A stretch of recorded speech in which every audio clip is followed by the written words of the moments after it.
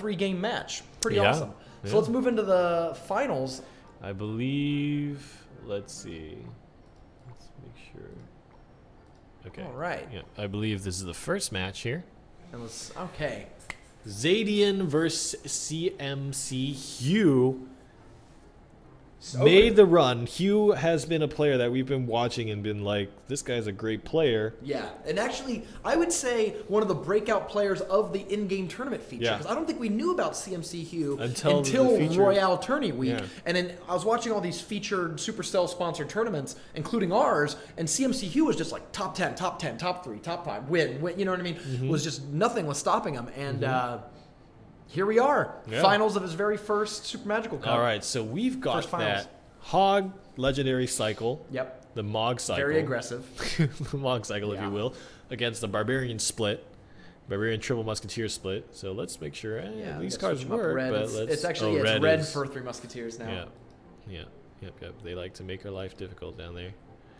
Red, and then let's throw the Hog in. It's been really popular this week. Really refreshing meta. It has it's been pretty different from what we've seen in terms of the card choices. Even Lightning again making a top 4 appearance is pretty awesome. Yeah. Let's see. You know, do you have any initial thoughts on Triple Musketeer against Hog Rider? Because Hog Rider is, Triple Musketeer is expensive investment against Hog Rider's constant pressure. I think if you were to expect someone to play their Hog soon, you could preemptively split your Musketeers because it forces them off their tempo. If they're like, all right, I know the next thing they want to cast is a Hog. If you can drop your Musketeers in the middle, they kind of can't play their Hog and it pushes them off. They have fewer and fewer cycles per game at that point. But, oh wow, that double Musketeer is doing a lot of work. The minor, look at the Guards and Princess do pretty decent work. Again, though, already over 500 damage on the right tower, which plays right into cMc's plan because he doesn't have to push it and kill it. He can just split, and if you ever ignore it, that side will take a lot more damage. Man, I can definitely imagine a situation where if cMc Hugh had to cycle a little bit differently, wow, that Hog is actually going to get a good amount of damage. The Barbarians are not spread out. They don't have the concave, if you want to take from StarCraft terms. They don't have the concave to put out the DPS they need, and the Hog Rider, 1.3k on the left side, that's a good push. Yes. Just like that, Xhadian was able to tie it up with cMc. Nice. All right, 2 pretty good health-looking barbs. May not make it there with the princess on them. Maybe 1 swing. Not too bad.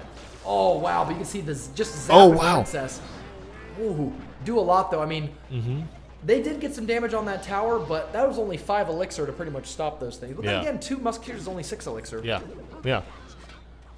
But cMc is really low on elixir right now. You can see Xhadian has that elixir advantage. If he were he didn't know it, but if Xhadian would have just dropped a Hog, probably he would have had to take it. Probably would have gone really far. Yeah. Because cMc just now is able to play Barbarians way later. Okay, he actually does nothing to defend again. I don't know about that. I think that was pretty, that's pretty bad. Yeah. That's pretty bad for cMc Hugh. I'm not sure what the gameplay there was to take 1,000 damage. I mean, he clearly wants to save elixir back up and get back to his Musketeers, but... Yeah. I mean, and he could have sacrificed a little elixir, I think. It might be worth it because you're only just going into double overtime, and maybe cMc Hugh knows, well, if I get the first tower down, I'm almost certainly going to get two towers before the other player. So I'm just going to save up to constantly try to push and make big elixir plays. Barbs came out a little late and are definitely bunched up like that, really vulnerable to the Ice Wizard. Oh no, attacks. But this might just be enough. Oh wow, on both sides. Yeah, how is Xhadian supposed to spread out his elixir in this situation, especially when he has 1 slot taken up by a Hog? Yeah. That's almost 4 elixir that you're going to pay. I mean, I think the trade to take the left side tower might be the right choice, but again, cMc Hugh puts Xhadian in his position where, okay, if you let me take the first tower, I'm going to definitely take your second tower. Uh-oh, I think his left tower might be done for. Oh, it is! The 1 locked onto the cannon, 1 locked onto the tower, and the 1 was able to shoot it down. And actually... it looks like it might take a second tower here. Whoa! Before, we were really looking at that low health tower, wondering like, is this thing going to survive? Yeah. Wow. Barbarian split working as intended. Yeah. I would say. Yeah. And it's interesting. I mean, I think that was a big kind of interesting point for this game. With our analysis about he took 1,000 damage on his tower, cMc Hugh obviously had a strategy that he was going for. I need to get those Musketeers out. Yeah. He knew that the deck's going to win by casting 12 elixir worth of cards for 9. Yeah. So, So let it happen. Wow. So game 1 goes to cMc Hugh of the finals. So the Triple Musketeer deck is out. There's no more Barbarian split. Sure. There is. That's right. You have to. Now cMc Hugh has 2 games, 2 chances. Yeah. Has to win with this very defensive grind a miner deck. This is not. This deck is not putting together offensive pushes against anybody. Yeah, and we've seen this interaction so many times today. I feel Hog Rider versus Inferno Tower not the most comfortable, but we haven't seen the classic cycle. You've seen.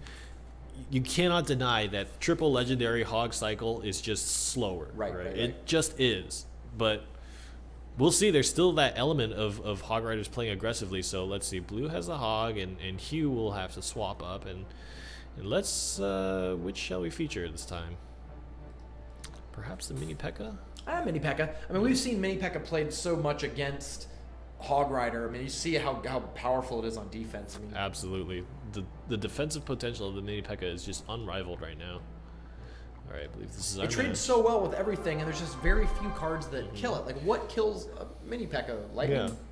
And it's just like, the biggest way to think about it is that the fact that the Mini P.E.K.K.A. almost, I would say like 90% of the time just gets stopped and doesn't do any damage on the tower, but it still gets played defensively, it says something about its... What else kills giants? Like, if you were to make a restriction of, I'm not going to play Mini P.E.K.K.A., you would find that stopping these giant pushes are really hard. The only option you really have that does a lot of DPS is Barbarians. Yeah. But Barbarians... They get fireballed, they get poisoned, they get princess, zapped, all sorts of things. All sorts of splash damage, and splash damage just doesn't affect the Mini P.E.K.K.A. And so you get into the situation where it's like, well, if we need high single target damage, I guess I'll play the Mini P.E.K.K.A. Yeah, what else do you play, right? I think there is an opportunity for the next update to release more high damage cards, even if they're expensive. Like, even if there was a 5 or 6 elixir, like big tough like barbarian tree man or something like that. Barbarian tree man. I don't know, something big and scary that hits Let's hard. see male Supercell after this. Or even if it had a short range, right? Like a big ranged attacker that only had a range of like 3. It was like not really a melee card, but like pseudo melee. Yeah. I think it could arguably see play in Mini P.E.K.K.A.'s spot, just because really Mini P.E.K.K.A.'s there to stop these huge hit point balls. Yeah. Oh God, this Mini P.E.K.K.A. lives. It's like the Terminator Mini P.E.K.K.A. Oh no! Why are you not playing cards? What happened? Saving up that elixir. Okay, yep. He's gonna put the guards in front, maybe? No. Okay, what's gonna justify him taking that swing? I mean, it is on the left side tower, and it's not a split deck, so maybe he's just identified like, I'll make you decide which way you want to go first. Took out the collector at least. He did a little bit of damage, but yeah, I agree. As long as guards are in the deck, Mini P.E.K.K.A. is just never gonna get anywhere. They're so cheap, and they're good at counterattacking that playing him isn't even like a liability. Yeah. I mean, it's never like, oh well. Yeah. You know, even 2 guards make it to the tower. Yeah. So even if one dies, the Mini P.E.K.K.A. 2 of them will still get over that. Yeah. We're seeing it on both sides. Mini P.E.K.K.A. is no shot. Yeah. I like that. He played the mind game. He did the sneaky one. That's a danger spot. Yeah. The collector all else too. Yeah. Yep. All right, guards. Get splashed. Fast. Oh, nice. Mini P.E.K.K.A. defended by the guards. It's like if the guards are in front for the Inferno Tower. Not anymore. They were that. Yep. Man, guards is just definitely the name of the game. Yeah, this is in many situations. This is like Groundhog's Day because both of them are countering with guards and then using the Ice Wizard and Princess to stop the counter push. I'm starting to forget like what time it is, what day it is. And I'm also pretty sure we've seen a grand total of 0 Hog Riders so far. Xhadian might have played 1 or 2, but yeah. I agree. Oh, here it comes. Yeah, there's not really. Here it comes. To play a lot of them. Maybe a zap will earn him a second swing, but Mini P.E.K.K.A. is just so great. Oh, okay. We'll see. We'll see how this plays out. I mean, it seems like it's favoring cMc Hugh because the poison is slowly grinding it down. Xhadian's deck doesn't run poison, so he doesn't have the sort of high direct damage that you can eventually get there. Yeah, it takes like 12 poisons to kill you, but whatever, like the game goes long enough.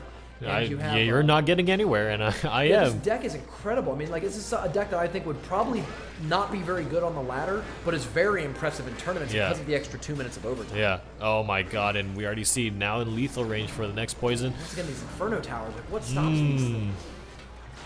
Okay, but now there's the guards. Oh no, 250, and I'm pretty sure a zap poison will do it. Here it comes.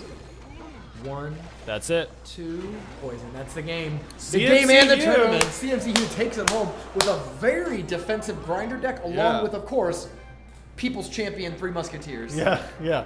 Interesting, too. I mean, we talk about players who play decks that are of similar playstyle.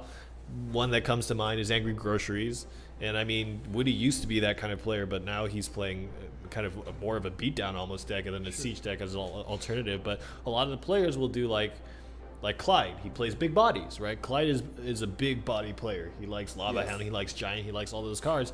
cMc Hugh plays expensive, direct damage, or rather targeted unit damage troops, and then he plays ticking damage and cheap. He has minor, he has poison, he has all these different like really cheapy damage things, and that's very different than Barbarian 3 Musketeer. Right? Absolutely, very, very different. And he takes the crown. I mean, cMc Hugh, we've been waiting for the performance. That's his. I mean, I think if given enough time, cMc Hugh is going to take down an event. I'm really excited that it was the 4th event of the season. Just really came in. I mean, we only discovered cMc Hugh maybe a month ago, and has already come in and taken down a Super Magical Cup crown. That is also the crown goes from Grubby last week back into the Elite Gaming clan this week with cMc's win. Yes. So even though Raintown, Naders, Clark Kent got bumped in the earlier rounds, when you have enough good players enter the event, your clan can have the glory too. Yeah. He took out Raintown himself too. You know, avenge that sad kill that he had to do. Let's see what's going on in chat. Let's see what does everyone in chat think about.